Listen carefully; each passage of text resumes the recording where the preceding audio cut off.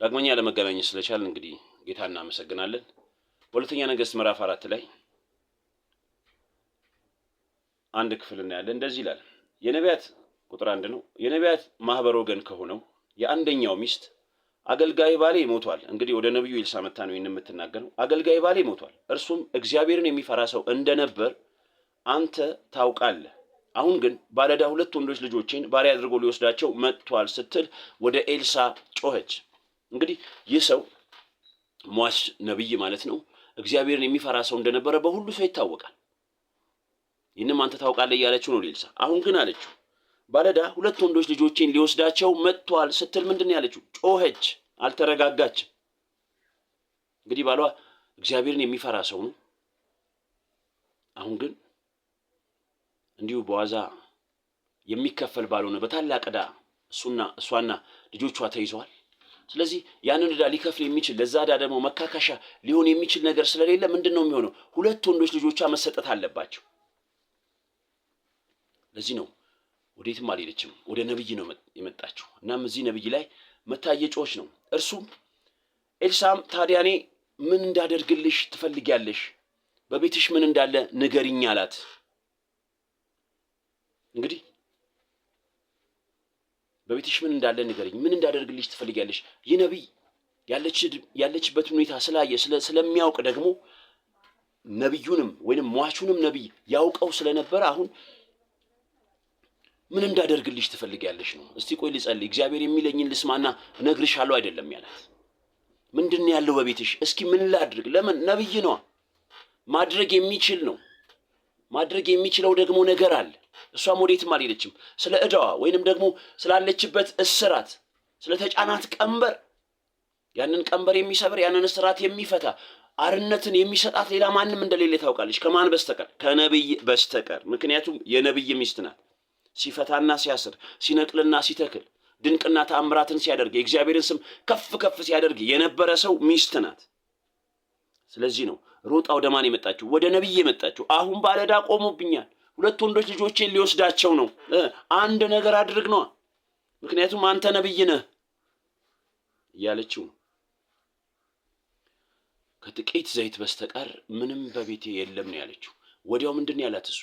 በቃ ከአካባቢው ከሀገሩ ከሰፈሩ ከሜዳ ሁሉ ምን በይ ማድጋዎችን ተዋሺ፣ አስገቢና ከኋላሽ በሩን ዝጊ ባንቺና በልጆችሽ ላይ። ከዚያስ ቅጂ፣ እየቀዳሽ ዘወር አድርጊ።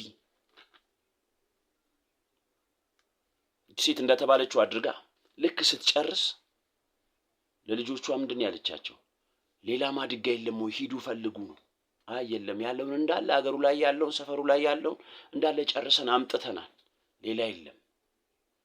እና መታ ወደ ነብዩ መታ የሆነውን ነገር ነግረዋለች። እናም ያላት ምንድን ነው?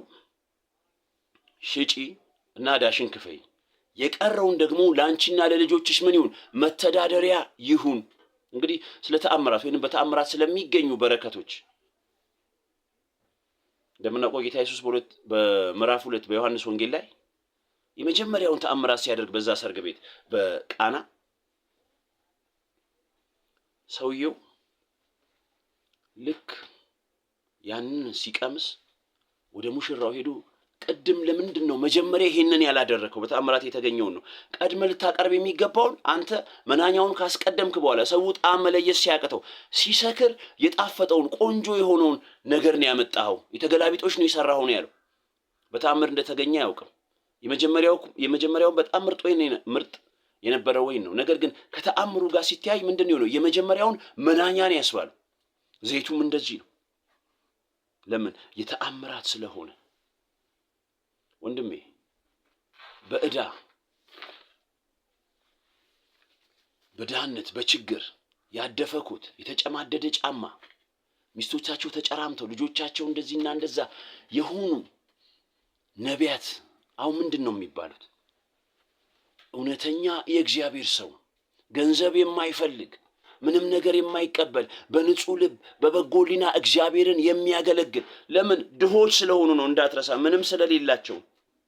ነገር ግንስ የሚያበራየውን በሬ አፉን አትሰር ነው አይደል እንዴ? ወይንም ደግሞ ከመንጋ ወተት የማይጠጣ ማን ነው? ወይንም ደግሞ ዘርቶስ የማያጭድ አይደል?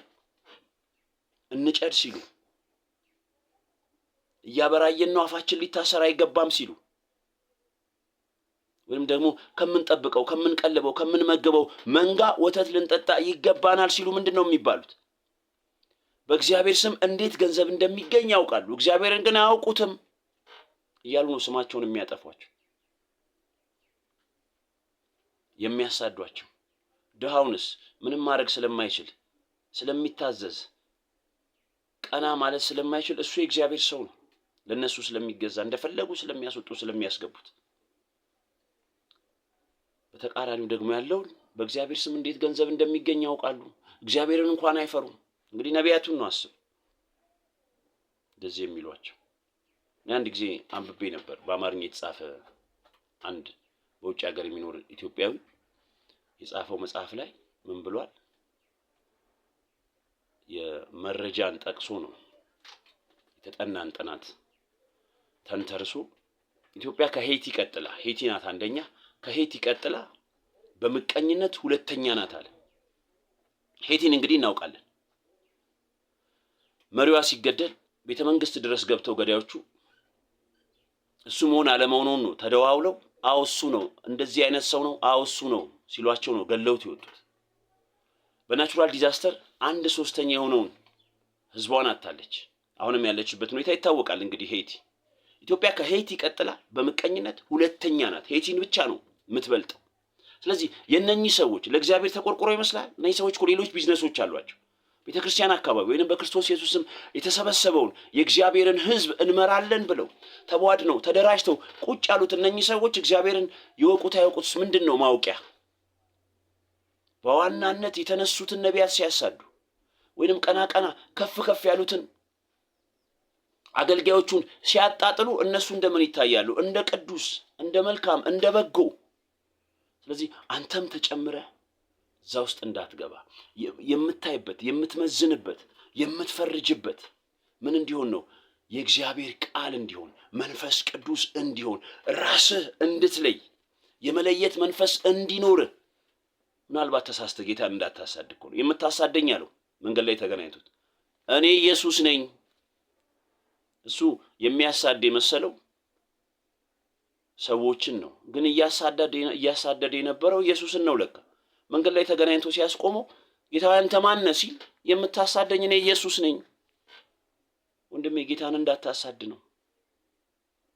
እውነት መስሎ እውነት የሚመስሉ እውነተኛ የሚመስሉ ስለ እውነት የሚናገሩ የሚመስሉ ሰዎችን ወንድሜ እግዚአብሔር ደስ የሚለው ይመስላል እንዴ? ሴት በዳ ስትያዝ እንደዛ አገልግሎት ሲያልፍ ሰውየው እኮ ምናልባት ስለ ገንዘብ አንድም ተናግሮ ስለማያውቅ እግዚአብሔርን የሚፈራ ንጹህ በንጹህ ሕሊና በቅልብ የሚያገለግል ብለውት ነው። ነገር ግን እንደዚህ ብለውት ሲያልፍ ኑሮውን ያየለት የለም። ሚስቱ እኮ ቀኙ ነበረች፣ ልጆቹ የሱ ፍሬዎች ናቸው። እነሱን ግን አልጎበኟቸው። ማንም የጎበኛቸው የለም። ስለምታውቅ ነው ሴት ወዴትም ያልሄደችው። ቀጥታ ሮጣ የመጣችው ነብዩ ጋር ነው። አንድ ነገር አድርግ፣ አሁን ባለዕዳ በሬ ላይ ቆሟል፣ 2 ወንዶች ልጆቼን ሊወስዳቸው ነው። ለምን ትችላለህ እያለችው ነው። ለዛ ነው እስኪ አይኖቹን ጨፍኖ ወይንም እጅ ጭኖ ወይንም እስኪ ጥቂት ልጸልይ ጊዜ ልውሰድ ተመልሰሽ ነው ያላላት። በቤትሽ ምን አለ ምን እንዳደርግ ነው የምትፈልጊው ነው ቀጥታ ያላት። ለምን እሱም ነብይ ነው ይገባዋል። የኔ ልጅ እንድትጠነቀቅ ነው፣ በደንብ እንድታስተውል ነው።